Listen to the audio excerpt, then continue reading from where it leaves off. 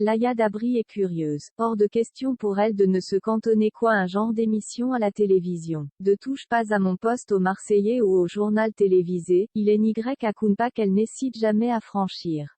Embarqués dans son univers où même les séries en tout genre ont leur place, les deux candidats de Mariés au premier regard 2022 étaient de retour ce lundi 30 mai 2022, sur M6. Cindy et Geoffrey étaient toujours aussi complices. Malgré tout, Pascal de Sutter était inquiet sur un Geoffrey, 39 ans, maître nageur, entraîneur de natation et ancien nageur de haut niveau, et Cindy, 33 ans, esthéticienne, compatible à 76%, se sont mariés devant leurs proches. La complicité a été immédiate entre les deux candidats qui étaient donc sur un petit nuage. Ne manquait plus que la belle brune soit validée par le groupe d'émises de son époux pour que tout soit parfait. Lors de l'épisode de Mariés au premier regard 2022 du 30 mai, Frédéric Bousquet, Florent Manodou et les autres amis de Geoffrey ont eu une petite discussion avec Cindy afin de faire plus ample connaissance. Jaille la pression, a-t-elle lancé. Cindy savait qu'il était important pour son mari qu'elle s'entende avec eux, mais Frédéric Bousquet l'a vite rassurée en expliquant qu'il avait un bon feeling et qu'elle était rayonnante. La jeune femme a ensuite fait savoir qu'elle était hyper contente car elle trouvait Geoffrey super chouette. Puis elle a expliqué qu'elle n'était pas du genre à le priver de voir ses copains. Je la valide. Parenthèse ouvrante.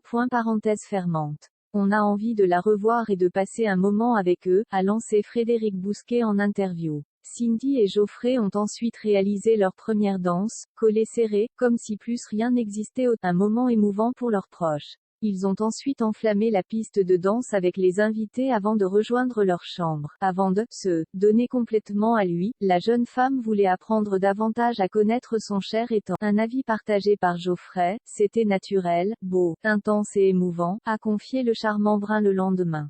Une nuit câline, mais sans plus. Ils ont ensuite vite rejoint Las Palmas, l'une des îles Canaries de l'Espagne pour leur lune. Ils ont profité de chaque instant pour faire des activités ou apprendre à se connaître.